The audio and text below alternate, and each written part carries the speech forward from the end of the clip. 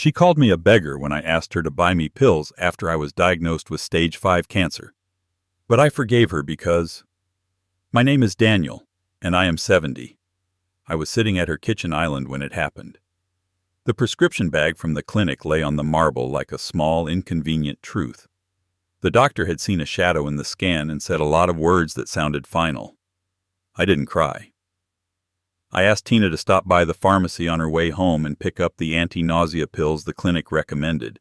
A simple, boring request from a man who has paid her rent 3 times, watched her son when sitters canceled, and fixed the cabinet door that no one else noticed hanging crooked. She turned from the fridge with a bottle of sparkling water and looked at me as if I'd asked for her wedding ring. "You're not getting anything else from me," she snapped. "I'm not your bank. I'm not your maid. You can stop begging." The room went quiet. Her husband, Corey, stood at the stove pretending to stir his sauce, watching me without watching me. My grandson Theo pressed Lego bricks together in the living room, the click-click a metronome to the moment. Beggar. The word slid across the counter, across the years, and landed somewhere I didn't expect, next to the memory of holding Tina's small hand on the first day of kindergarten, shaking from fear but trying to smile for her. "Beggar?" I asked, more to myself than to her. "You heard me," she said, chin up. "You've been taking advantage for years. Free babysitting, free rides to appointments, money when you forget your wallet. Now pills? Grow up." Corey smirked. "There's always a crisis with your dad." I looked down at the paper bag again. The price circled in thick black marker, $18.49. I felt the familiar tightness in my chest that wasn't from the cancer. Was I a burden? Had I become that man who can't cross a room without asking for help? I pictured the clinic's fluorescent lights, the nurse's kind voice, the quiet walk from the bus stop because I didn't want to ask for a ride. I'd rehearsed how to tell them, how to spare them the wait. And then I asked for one thing. "Dad?" Tina crossed her arms, bracing for the lecture I wasn't going to give. "You can leave the bag here. We'll think about it." How could my own daughter call me a beggar over a bottle of generic pills? How did we get from tea parties on a blanket in the yard to this? I didn't argue. I didn't plead. I tucked the bag back into my coat pocket and stood up. The chair legs squealed on tile, announcing the end. Across the room, Theo looked up, sensing the shift. I smiled for him, the same smile I used when he fell off his bike and skinned his knee. It still worked. He relaxed. Tina waited for a speech. Corey waited for a fight. I gave them neither. "I'll manage," I said. "Thank you for the lunch." I left my half-eaten pasta on the plate and walked out into the thin winter light. On the porch, I let the cold air settle me. I could get angry, or I could think. Anger burns fast and leaves smoke. Thinking leaves tracks. I forgave her because I needed a steady hand, not a shaking one. I forgave her because forgiveness would keep my head clear for what I had to do next. Because something in the way Corey hovered told me that my daughter wasn't the only problem in that kitchen. I forgave her because forgiveness makes room for a plan. I started toward the bus stop, a slow walk that gave me time to lay down the first steps of it. I didn't know how sick I was yet, but I knew exactly how broke I wasn't.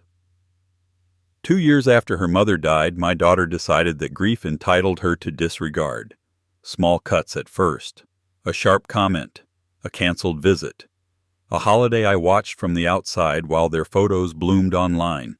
I didn't push. Everyone grieves differently, I told myself. Give it time. Then Corey arrived. New smile, new shoes, new opinions. He measured people with his eyes and ranked them out loud. He always had a solution, none of them free. He laughed at my old truck, then asked to borrow it. He shook my hand like he was checking a fish at the market. The first time he called me big guy, I knew he'd grown up with someone who gave him whatever he wanted. Over months, Tina's words learned Corey's tone. When I paid Theo's speech therapy bill without being asked, Corey told me I was setting a bad precedent. When I fixed the leaky sink, he said a plumber would have been more professional. When I asked for a ride after a biopsy, Tina said she was busy with meal prep. But I stayed quiet. I kept receipts. I kept notes. I kept my temper. That afternoon, after the porch and the cold air, I took the bus to the clinic pharmacy and bought my own pills. Then I walked 2 blocks to a coffee shop where the tables wobble and the staff writes names with hearts on the lids. I ordered black coffee and opened a notebook. On the first page I wrote one sentence: I am not a beggar. On the second page, what would justice look like if it were kind? I listed facts. The house I lived in was mine, paid off. The small apartment above my garage I'd rented out to a quiet teacher who always paid on time. The savings were modest, but clean.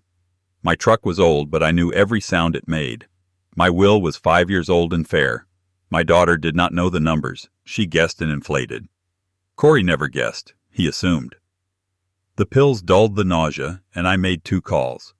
The first to Dr. Amin, who'd built a reputation for second opinions that took time, not shortcuts. The second to a woman named Claire I hadn't spoken to in 20 years but had once trusted with everything. You don't forget a bookkeeper who helped you through an audit with calm hands and better records than the IRS. When she answered and heard my name, she laughed, then went quiet when I told her why I was calling. I'll be at your place at 9 tomorrow, she said. We'll walk through everything. Everything? Everything, she repeated. If you're sick, you need a fortress. If you're not, you still need one. That night, I slept with the notebook on the nightstand. Forgiveness on page 1. Plans on page 2. Dr. Amon's office didn't smell like hospitals. It smelled like lemon cleaner and paper. He didn't say stage anything. He said this: Your scan shows a mass we need to characterize. The clinic used a term that doesn't exist because they were trying to scare you into a trial. I don't like that. We will biopsy. We will read the pathology. Then we will talk. 2 days later, we talked. It was cancer. Aggressive, but not the apocalyptic fairy tale of stage 5. Treatable with a hard run of chemo and a surgery if I chose to fight. I chose to fight. Not because I planned to live forever, but because I planned to leave the right kind of mess behind me. Organized, protected, and decently labeled. While Dr. Amin planned his attack, Claire built a different kind of plan. She sat at my dining table with a stack of banker's boxes like a general over maps. She created a trust in my name with Theo as a contingent beneficiary. She moved the house into it. She set up automatic rent payments from the tenant to the trust. She audited my accounts and discovered 3 credit pulls made in the last 6 months by a company I'd never heard of. Corey's side hustle. An LLC with no assets and a website built from a template. Did you authorize this? She asked. No, I said, and listened to my anger breathe. Then I turned the page in the notebook and wrote the date. Call your bank, she said. Now. Freeze the credit and place a verbal password on any changes to your accounts. I did. The banker on the line used the word compromised. I used the word family. He paused before saying, I'm sorry. Don't be, I said. Just lock the doors. There was one more step. I called a social worker I knew from church, a woman named Evelyn who rarely smiled but always listened. I asked her for the number of the elder care unit at the county office. I'm not filing a complaint, I said. I'm asking for information. Information turns into evidence if you're not careful, she warned. That's why I'm calling now, I said, before anything worse happens. She gave me the number and this advice. Document. Dates, times, words. Do not warn them you're documenting. People who think they're safe tell you who they are. The second hook came at 2:14 on a Tuesday, 2 weeks into chemo, when the nausea felt like a small animal removing my insides with tiny, patient teeth. My phone rang. Tina. Dad, we need to talk, she said, voice flat.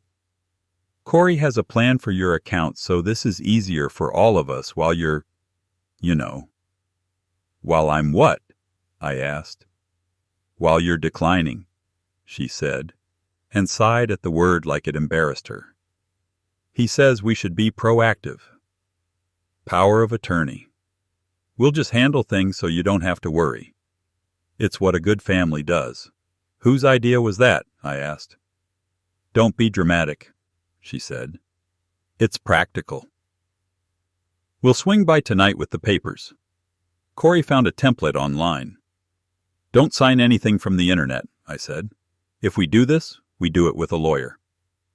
Lawyers cost money, she snapped, which you keep pretending you don't have. I said nothing for a long moment.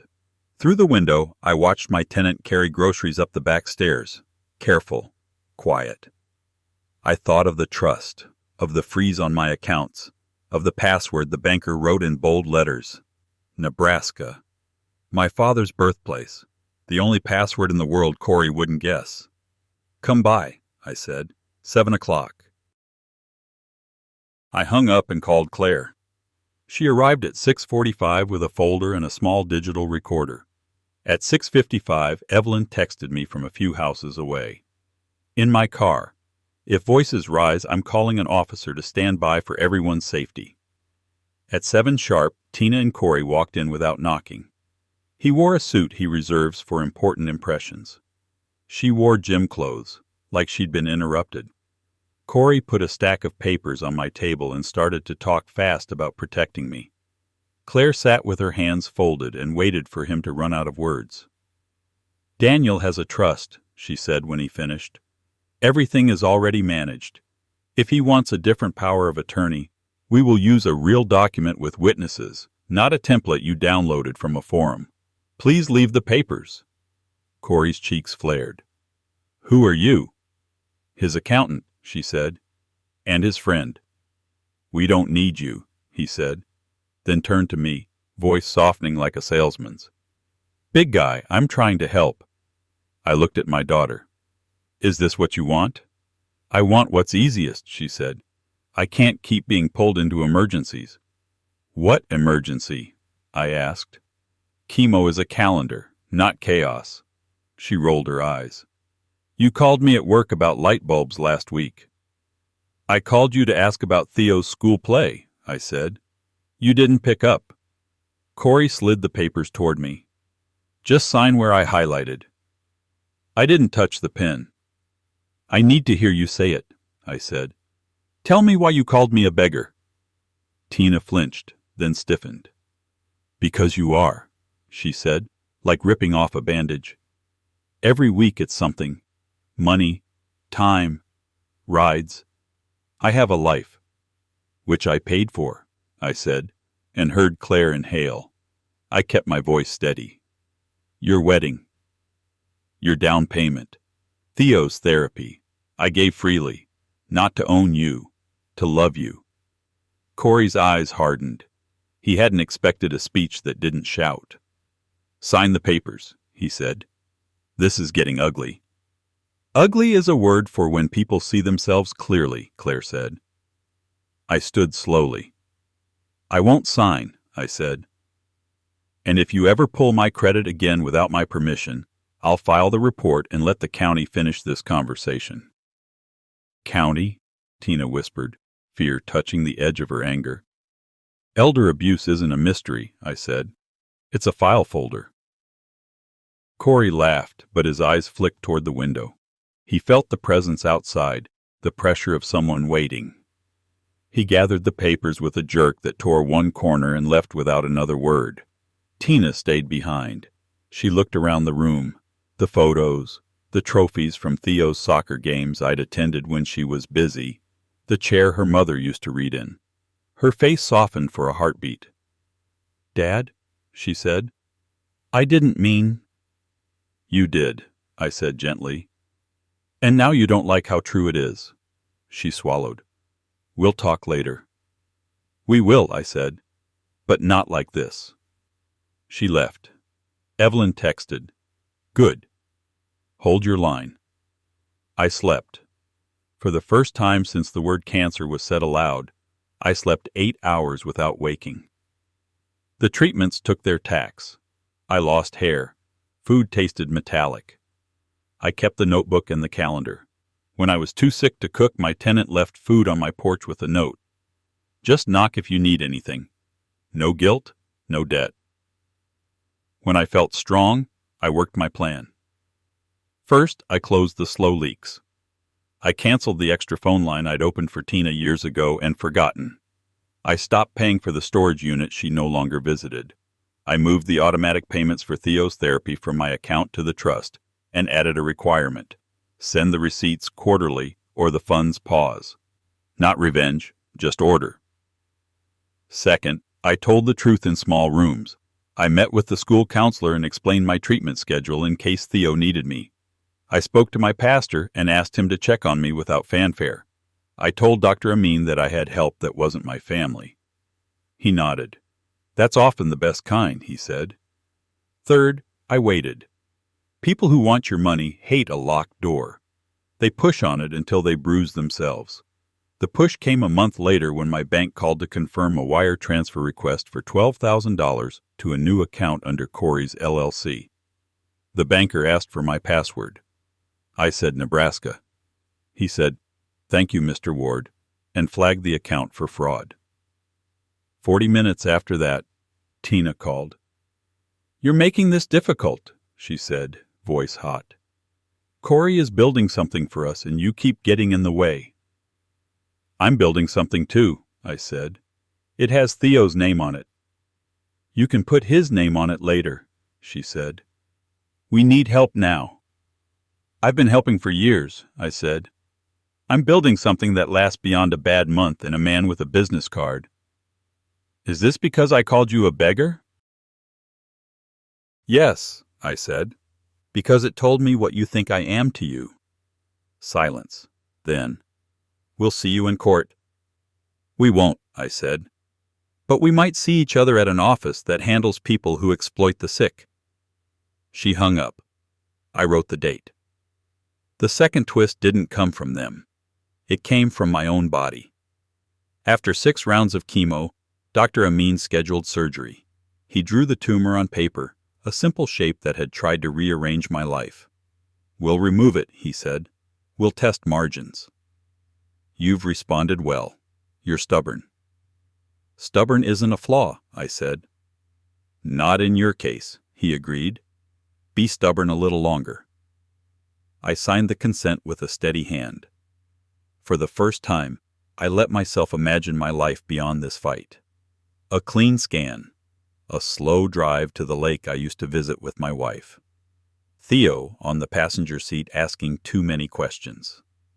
Soup that tastes like soup again. Surgery went long and right.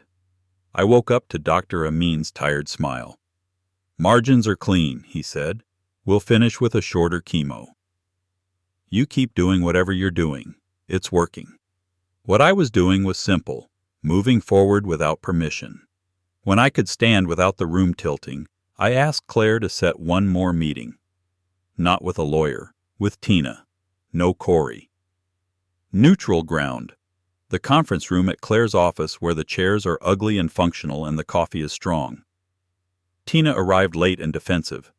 I had printed a single page for her. No speeches, no scolding. Just a list titled, "What Theo Gets, No Matter What." It included his therapy for a year, paid directly to the provider from the trust, a savings account in his name only, and a line that read, 2 afternoons a week with his grandfather for as long as the doctors say yes. She read it twice. "What's the catch?" "No catch," I said. "Just my boundary." "What boundary?" she asked, not mocking, curious, like a student who wants to pass the test. "No more money for you and Corey," I said. "Not now. Not later. Not because you yell. Not because you cry. I will remain your father. I will not be your ATM." She opened her mouth, closed it, opened it again. "What about emergencies?"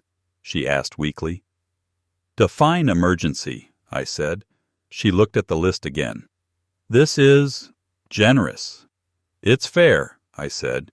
"It's not forgiveness. I already gave that to you." "It's structure. Corey doesn't live here," I said. He doesn't get a vote in this room." Her face changed. The anger that kept her upright most days slipped off like a coat. Under it was what I'd been waiting to see. The girl who once cried when she broke my cheap watch because she didn't want to hurt me. The girl who made sandwiches with too much mustard and ate them anyway. "Dad," she said, small, "I am ashamed." "Good," I said, not to wound, just to anchor. Shame is a compass if you follow it. She stayed quiet for a long time. "Can I earn this back?" she asked finally. "Not the money." You earn it by treating me like a person," I said. "Not a lever." She nodded. "I'll tell Corey we're done with his plan." "You'll tell him whatever you want," I said. "But if he pulls my credit again, I'll finish what I started with the county." She held my eyes and then looked down. "Understood." When she left, she didn't hug me. That was fine. Hugs without change are just warm lies. Justice often arrives in ugly packaging. In our case, it showed up in the form of a detective with a folder and a polite voice. He called a month after the meeting and asked if I had time to answer a few questions about attempted wire fraud from my account. I did. I told him the dates. I gave him the printouts Claire had prepared. I did not embellish. He asked about my health, and I told him the truth. Not out of the woods, but on the path. 2 weeks later, Corey's side hustle became the subject of a county investigation into financial exploitation of vulnerable adults. He had 3 other clients older than me, all with new credit cards they hadn't applied for. Someone had been sloppy with the templates. The detective thanked me for my patience. I thanked him for his quiet. Tina called once she heard. She was crying. Not the angry cry. The kind that says the floor you've been standing on has fallen away.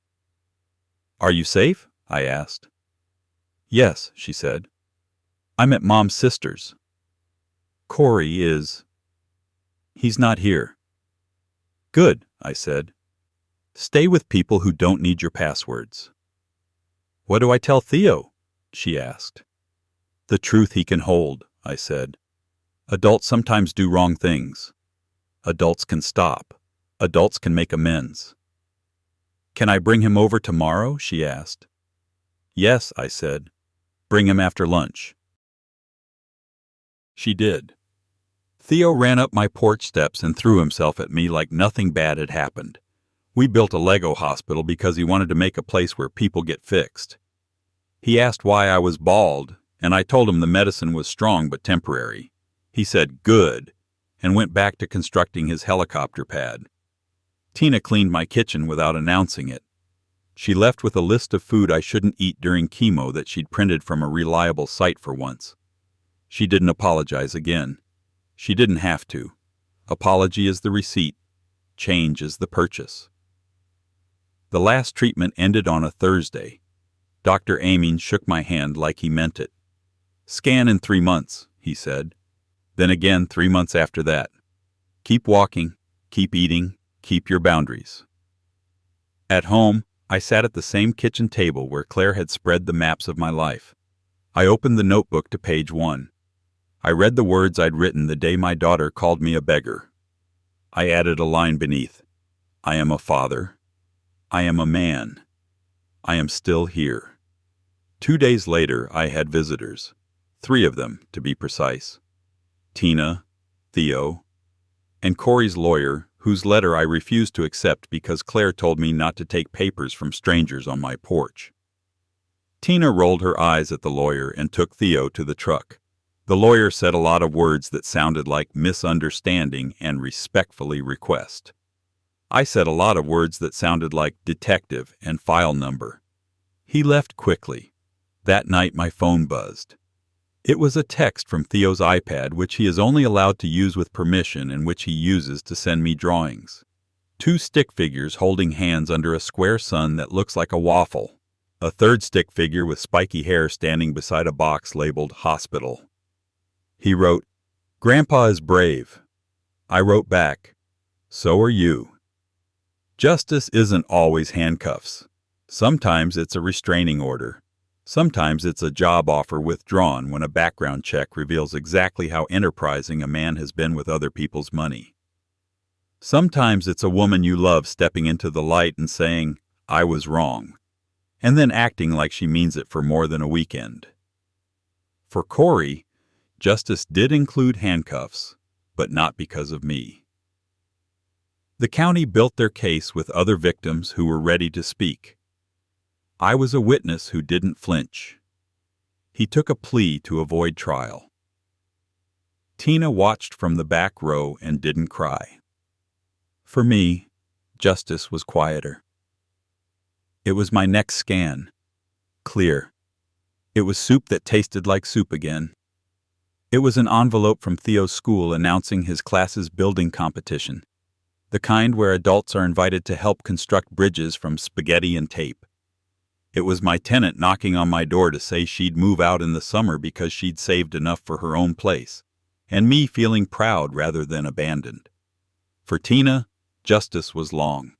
She took a job at the grocery store bakery at first, work no one can cheat or fake. She made birthday cakes for kids whose parents paid in coins and cash, then packed day-old bread into donation bins and didn't take a loaf for herself even when no one was looking. She came by on Sundays with Theo, and sometimes a bag of rolls she'd bought with her employee discount, like she was hosting communion for two. The first time she stood in my kitchen and said, "Dad, do you need anything?" I surprised both of us. "Yes," I said. "Pick up my pills on your way." "I don't want to ride the bus today." She nodded, grabbed her keys, and went. When she came back, she set the bag on the counter and hesitated like she wanted to say more. She didn't. She didn't have to. The medicine was already in my cabinet. The apology had been arriving one small act at a time. The last page of the notebook came fast. I flipped it over and started again. Page 1. I am not a beggar. Page 2. Justice is structure, not victory laps. Page 3. Protect Theo and protect myself. Page 4. Keep walking. On a Saturday in late spring, I took Theo to the lake. We skipped 7 stones. The 8th sank. He asked me if I was done with the hospital forever. I told him no one is done forever, but I was done for now. He accepted that answer the way only kids and honest men do. On the drive home, he fell asleep. At a red light, I looked at his face in the mirror and thought of my daughter at that age, head lolling in the car seat, cheeks flushed with sun. We used to stop for ice cream on the way home from the park. I didn't buy ice cream that day. I drove home and made grilled cheese because I'm not interested in recreating old days. I'm interested in making new ones. After lunch, the doorbell rang. Tina stood there with a grocery bag. No Corey behind her, no lawyer, no speech. She pulled 2 bottles from the bag and set them on the table. "I bought these," she said without fanfare. "No big deal." No big deal. We finally agreed on something. "Thank you," I said.